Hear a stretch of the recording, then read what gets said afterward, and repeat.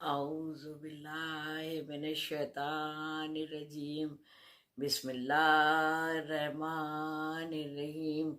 عزیزان محترم، سلام علیکم۔ نازف شاہ رضوی کی خطابت کے ہاتھوں سے فردن فردن سلام قبول کیجیے۔ الحمدللہ ہم آپ ماشاءاللہ سے یہ عبادات ساتھ کر رہے ہیں۔ یہ ماہ رجب ہے جو بہت ہی مبارک مہینہ ہے، اور اس کے اعمال اور اعمال اور تمام ساری اور گفتگو بھی ہمارے اور آپ کے درمیان مسلسل جاری اور ساری ہے۔ لیکن اس سے پہلے ہم اس چینل کے بہت شکر گزار ہیں، SNN چینل اور وفا عباس بھائی، جن کا بہت ہی اخلاق ہے، اور آج شاید ہمیں اخلاق پر ہی بات کرنا ہے، اس لیے یہ لفظ میں نے اور استعمال کیا کہ ہمارے اور آپ کے درمیان جو اعمال چل رہے ہیں وہ تو تاریخ وائز میں بتا ہی رہی ہوں، ہر تاریخ کا کس دن کا الگ الگ سارے اعمال ہیں، ہر دن کے رکعت الگ ہے، طریقہ الگ ہے، ثواب الگ ہے، روزے کے بھی فضیلت اور کتنے روزے رکھنے سے ماہ رجب میں کتنی فضیلت ہے، کیا ہے، یہ تو بتا ہی رہی ہوں میں۔ لیکن آج تھوڑا ان باتوں پر بات کرنا چاہتی ہوں کہ جو رجب میں الگ سے بھی پڑھنے والی دعائیں ہیں یا نماز ہے یا اذکار ہیں، وہ سب بات جلدی جلدی میں آپ کی خدمت میں پیش کر دوں کہ ایک 2 رکعت نماز ہے جو ماہ رجب میں روز بلا ناغہ بعد مغرب کے پڑھیں تو اچھا ہے، اور نہیں ہو سکے تو عشاء کے بعد بھی پڑھ سکتے ہیں۔ 2 رکعت نماز ہے، دونوں رکعت ایک ہی جیسی ہے، یعنی بہت آسان ہے، یعنی کہ ایک مرتبہ سورہ حمد کی تلاوت کرنا ہے، اور اس کے بعد 3 مرتبہ سورہ کافرون کی تلاوت کرنا ہے، اور ایک ہی مرتبہ سورہ قل هو اللہ احد کی تلاوت کرنا ہے، اور اس کے بعد نماز کو مکمل کر دیں، اور تمام ہونے کے بعد پھر تسبیح فاطمۃ الزہرا صلوات اللہ علیہا ضرور پڑھیں۔ تو یہ بہت چھوٹی سی نماز ہے، روز پڑھنا ہے، چاہے جو سے اعمال میں بتاتی چل رہی ہوں وہ تو پڑھنا ہی ہے، لیکن اس کے ساتھ بھی یہ والی نماز پڑھنا ہے، اور اس کی بڑی بڑی فضیلت ہے، تمام گناہ معاف ہوتے ہیں۔ سب سے بڑی بات تو اگر ہمارے گناہ معاف ہو جائیں گے تبھی تو ہماری عبادات قبول ہو پائیں گی۔ خدا نہ کرے اگر گناہ نہیں معاف ہوئے تو پھر کوئی عبادت کے کوئی معنی نہیں ہے۔ اور 60 ہاں جو اور عمرہ کا بھی ثواب ملتا ہے اس دن، یہ جس پڑھنے والے کو جس دن بھی پڑھے تو روز پڑھتا رہے انشاءاللہ، اور اپنے ہی تو چھوٹی سی نمازیں بچوں کو بھی ضرور ضرور پڑھوائیں۔ لیکن کہتے ہیں نا کہ گناہوں سے ہم کو اللہ بچائے رکھے، ہم لوگ ہمیشہ مسلسل دعا کرتے ہیں، استغفار پڑھتے ہیں، عمل سمہ میں نے بتایا ہے جس میں 4 تسبیح استغفر اللہ ربی واتوب الیہ کی پڑھی جاتی ہے، ضرور پڑھنا چاہیے۔ اور ماہ رجب میں قل هو اللہ کی ایک تسبیح روز پڑھے، لا الہ الا اللہ کی تسبیح روز پڑھی جائے، صلوات کی تسبیح روز پڑھی جائے۔ اس کا کوئی ٹائم نہیں ہے، پورے دن میں آپ چلتے پھرتے بھی پڑھ سکتے ہیں، جب بھی وقت ملے، وضو ہے کہ نہیں ہے، کہیں چل رہے، راستہ چل رہے، گاڑی میں ہے، کچھ بھی ایسے بھی پڑھی جا سکتی ہے۔ تسبیح نہ بھی ہو ہاتھ میں تو بھی پڑھتے اگر رہیں گے، مسلسل پڑھتے رہیں گے، زیادہ ہو جائے تو کیا کوئی بات نہیں ہے، کوئی گن کے نہیں پڑھنا ہے۔ ویسے تو بہت سے اذکار ایسے ہیں کہ پورے رجب میں 1000 بار پڑھیں، 10,000 بار پڑھیں، 1,00,000 بار پڑھیں، یہی صلوات وغیرہ، مگر اگر نہیں وقت ہے اور تسبیح بھی ہاتھ میں نہیں لے پا رہے تو کوئی بات نہیں ہے، منہ کو ایک دم پاک رکھیں ذکر الہی اور ذکر اہل بیت میں، تاکہ ہماری عبادات کے لیے ہماری روح روشن ہو سکے، ہم غذائے روح سے پر ہو سکے، ہمارا وجود خلوص میں تبدیل ہو جائے، جو بھی ہم عبادات کریں اس کو دل سے خلوص سے کریں، تاکہ ہم پوری نمازیں رات بھر پڑھتے ہیں، پتہ نہیں ہوتا کہ قبول ہو بھی رہی ہے کہ نہیں، مگر جب ہم ہر وقت کوشاں رہیں گے، ہر وقت پتہ ہے نیک کاموں کی کوشش کرنا بھی کوشش نہیں عبادت ہوتی ہے، کیونکہ کوشش کرنا میرے ہاتھ میں ہے، باقی ہو پا رہا ہے کہ نہیں ہو پا رہا ہے، جہاں تک ہم پہنچنا چاہ رہے ہیں پہنچ پا رہے ہیں کہ نہیں پہنچ پا رہے ہیں وہ تو پروردگار عالم کے ہاتھ میں ہے، ہم کوشش کرتے رہیں گے تو انشاءاللہ کبھی نہ کبھی تو کامیاب ہوں گے، اس لیے اذکار ضرور یہ ساری چیزیں پڑھتے رہنا چاہیے، صدقہ بلا ناغہ ضرور دیجیے، لباس، غذا، کتاب، اور نہیں ہے کچھ تو مسکرا ہی دیجیے، مسکرانا بھی ایک بہت بڑا صدقہ ہے، مومن کو دیکھ کے مومن مسکرائے تو پھر تو کیا ہی کہنے ہیں۔ تو ایک اور خاص بات کرنا ہے مجھے کہ مولا کو اخلاقیات پر جو اگر ہم کام کرتے ہیں بات کرتے ہیں، آپ نے دیکھا ہوگا زیادہ تر مجلسیں میں میری اخلاقیات پر ہی ہو جاتی ہیں اتفاقاً، تو اخلاق میں بہت بڑی چیز ہے تکبر، جو بد اخلاقی میں شمار کرا جاتا ہے، گھمنڈ، تکبر، جس کو انگلش میں بچے کہتے ہیں ایٹیٹیوڈ، ہے نا، تو یہ بہت نقصان دہ چیز ہے اور اس سے بڑی ہی تباہیاں آتی ہیں، یہ اخلاقی بیماری ہے، اخلاقی بیماری ہے، اور پروردگار عالم کو تکبر بالکل نہیں پسند ہے، مولا کو تکبر بالکل نہیں پسند ہے۔ بتایا آپ کو کہ قوم میں ایک عالم دین گزرے ہیں مظہری، آیت اللہ مظہری، اور وہ درس دیتے تھے، اخلاقیات پر درس دیتے تھے، تو ان کا یہی سبجیکٹ تھا، تو کہتے ہیں کہ انہیں نے تکبر پر پورا ایک سال صرف اور صرف تکبر پر بولے، اتنی بری چیز ہے یہ گھمنڈ، یہ تکبر، کہ ہمارے سارے اعمال کو حبط کر لیتے ہیں۔ ہوتا کیا ہے کہ ذرا سا عہدہ ملا اور بس تکبر میں انسان چور ہو جاتا ہے، ذرا سی دولت ملی بس تکبر میں چور ہو گیا، ذرا سا علم ملا، ذرا سی تعریف ملی، اور کبھی کبھی تو کچھ ملا یا نہیں ملا خالی بھی تکبر ہو جاتا ہے۔ لوگ ایسا سمجھتے ہیں کہ ہم اگر اپنے انا میں رہیں گے، ہم تھوڑا اپنے کو وزنی رکھیں گے، تو گھمنڈ دکھانا ضروری ہے کہ ہمارے پاس بھی کچھ ہے، جبکہ یہ اخلاقیات میں اگر دیکھا جائے تو یہ بہت بری چیز ہے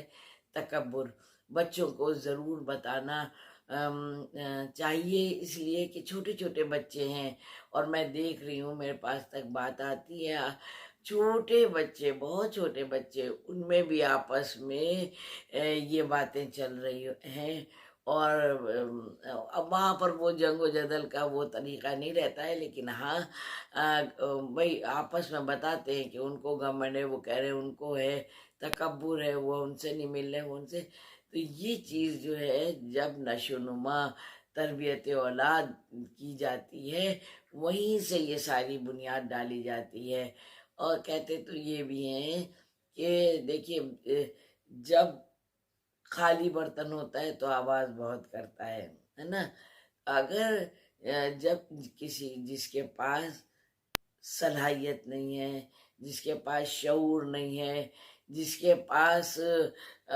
اس کے اپنے کوئی کمالات نہیں ہیں، اس کے پاس اپنی کوئی صفات نہیں ہے، تو بہت سے لوگ ہیں ایسے اپنے کو دکھانے کے لیے گھمنڈ میں چور دکھتے ہیں، اور حالانکہ ایسا کرنے سے وہ اپنا ہی نقصان کر رہے ہوتے ہیں، بہت نقصان ہوتا ہے، بہت بہت نقصان ہوتا ہے، تکبر مولا کو بھی نہیں پسند ہے۔ بالکل بھی اگر آپ دیکھیں تو نہج البلاغہ میں خطبہ 221 اتنا زبردست خطبہ ہے کہ پڑھیے گا تو خدا کی قسم جو بھی پڑھ لے وہ کتنا بھی بڑا آکڑو ہوگا، کتنا بھی بڑا اور تکبر میں چور ہوگا. اور یا تکبر ہوتا کیا ہے، انسان جو جیسا ہوتا ہے تو اپنے کو جسٹیفائی کرنے لگتا ہے اور اپنے کو ہی سچ اور صحیح سمجھتا اور کہتا اور مانتا ہے. لیکن یہ خطبہ جو ہے خدا کی قسم ہماری آنکھیں کھول دیتا ہے کہ ہمیں تکبر جیسے مرض سے، اس بیماری سے ہمیں کتنا دور رہنا چاہیے. تو مولا نے فرمایا کہ ایک ہندو رائٹر ہیں اور ہندو عالم سنت جماعت بھی عالم دین ہے، انہی نے کہا ہے، سنت جماعت عالم دین نے کہا ہے کہ خدا کی قسم میں نے 1000 مرتبہ یہ خطبہ پڑھا ہے. تو وہی میں کہتی ہوں نا کہ دوسرے بہت فائدہ اٹھا رہے ہیں. آپ نے سنا ہوگا، ابھی میں نے اس دن کے باہر سے جو پروگرام کیا تھا اس میں بھی شاید یہ بات کی تھی کہ بہت کرسچن وغیرہ بھی نہج البلاغہ پر کام کر رہے ہیں، پڑھ رہے ہیں اور بینیفٹ فائدے اٹھا رہے ہیں. اور ایک خطبہ مجھے اور یاد آ رہا ہے 192 نا، 192 میں مولا فرماتے ہیں تکبر کرنے والوں سے، گھمنڈ کرنے والوں سے، مولا فرماتے ہیں تکبر کرنے والوں تمہارا ایمان، جو تمہارا امام ہے وہ شیطان ہے. کیونکہ ابلیس نے تکبر کیا تھا اور اس کا انجام سب جانتے ہیں کہ شیطان لعنتی ہو گیا ہے. تو اس لیے مولا نے اس خطبے میں یہ بتایا ہے، اور بھی بہت سورۃ تکاثر کی پوری تفسیر اس خطبے میں ہے جو اس سے پہلے والا میں نے بتایا ہے. تو اس کو ڈیٹیل سے پڑھا جائے انشاءاللہ بہت فائدہ ہوگا. اس طرح سے بچوں کو شاید نہیں ابھی بات سمجھ میں آئے گی، اور حالانکہ پیرنٹس کو اللہ نے ایسی توفیقات عطا کی ہیں کہ ہر بچے کا گٹس والدین سمجھتے ہیں اور وہ اس کو اچھی طرح ٹرین کر پاتے ہیں. اگر بچے ہی ٹرین اچھے ہو جائیں گے تو بڑے ہو کے نہ ہی سماج بگڑے گا، نہ گھر بگڑے گا، نہ سماج سوسائٹی بگڑے گی. تمام طرح کی سہولیتیں اور اچھے لوگوں کے ساتھ وابستگی رہے گی. کچھ نہ کچھ تو فائدہ سماج کو، معاشرے کو، گھر کو، خاندان کو ہوگا. تو تکبر، گھمنڈ بہت بری چیز ہے. اور پتہ ہے اپنے گھمنڈ کو درست رکھنے میں یہ تمام برائیوں کی بھی جڑ ہے. اپنے گھمنڈ کو درست رکھنے کے لیے تمام جگہ پر جھوٹ بولا جاتا ہے، اور جھوٹ سے جب وابستگی ہو جاتی ہے تو پھر وہ ضمیر دھیرے دھیرے دھیرے دھیرے آلودہ ہوتا چلا جاتا ہے. جب بالکل آلودہ ہوتا چلا جاتا ہے پھر یہ عالم ہو جاتا ہے کہ برائی برائی نہیں لگتی ہے، برائی اچھی چیز سمجھ میں آتی ہے اور لگتا ہے ایسا کر کے ہم سرخرو ہو جائیں گے. جبکہ اسلامک طور سے یہ بالکل غلط بات ہے. دیکھیے ہم چاہے گھنٹوں یہ بات بولتے رہیں تو شاید ایسے سمجھ میں نہ آئے. بچوں کو تو اپنے حساب سے جیسے جیسے سمجھانا ہو سمجھائیے، مگر اگر یہ واقعہ بتایا جائے گا تو شاید مثال کے طور پر کہ جناب سلیمان،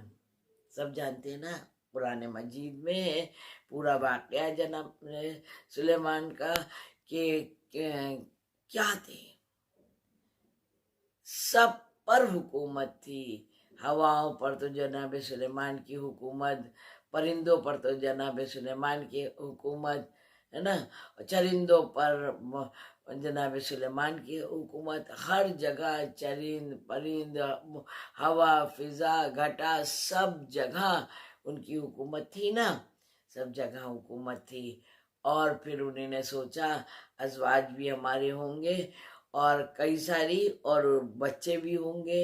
میرے بہت سے، انہیں نے قصد کیا کہ میرے بہت سے بچے ہوں گے، تاکہ اس سب کا مطلب اگر ہم اپنی لینگویج میں کہیں تو امپائر ہے نا، تو یہ ساری سلطنت کی دیکھ بھال کر سکتے ہیں، نگرانی کر سکتے ہیں، ایسا انہیں نے سوچا۔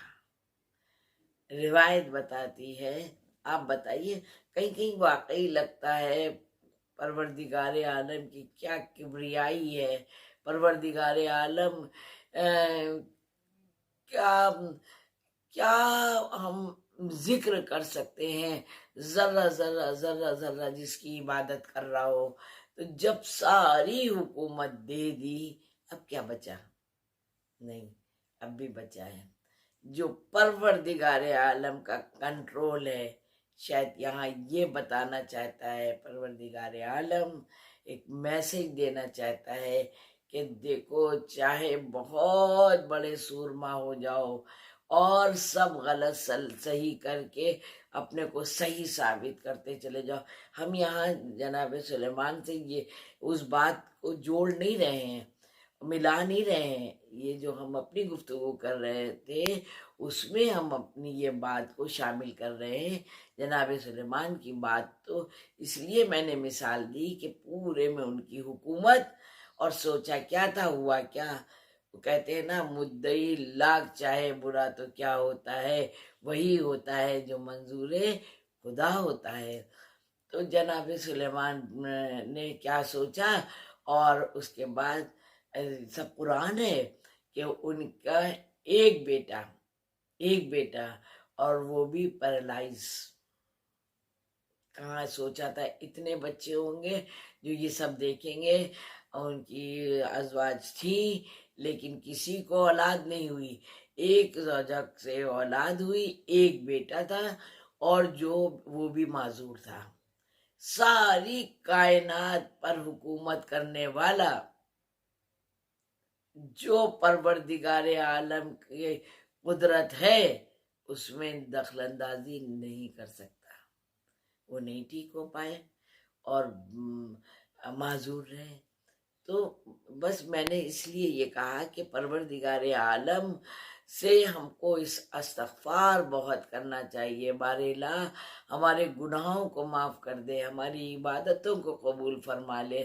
اپنی رحمتوں کا نزول فرما دے۔ یہ ماہ رجب کا مہینہ ہے، تمام رحمتوں اور نعمتوں کا مہینہ ہے، ہم کو توفیق دے کہ ہم اچھی طرح سے اس ماہ رجب میں روزے رکھ سکیں، اچھی طرح سے نمازیں پڑھ سکیں، خضوع اور خشوع کے ساتھ نمازیں اچھی طرح سے پڑھ سکیں تاکہ درجہ قبولیت تک پہنچ سکے۔ لیکن یہی ہوتا ہے جب انسان عمل کا اور ایمان کا دونوں کے پر لگا لیتا ہے تو پھر پرندہ حیات بام کمال تک جا کے پہنچتا ہے۔ تو اس لیے ہمیں عمل کرنا چاہیے جو صرف اور صرف خوشنودی پروردگار میں، صرف اور صرف خوشنودی پروردگار میں، اور اس سے لرزتے رہنا چاہیے کہ پروردگار عالم کر تو ہم رہے ہیں، جو بھی ہماری ٹوٹی پھوٹی عبادتیں ہیں ان کو چہاردہ معصومین علیہ السلام کے صدقے میں قبول فرما لے، اور مولا کا جلد سے جلد ظہور کرنا، بار الہ اپنے رحم و کرم کے سائے میں سب مومن مومنات کو رکھنا۔ میری ڈھیر ساری دعائیں ہیں آپ سب کے لیے، اور آپ بھی دعاؤں میں نازف شاہ رضوی کو یاد رکھیے گا۔ والسلام۔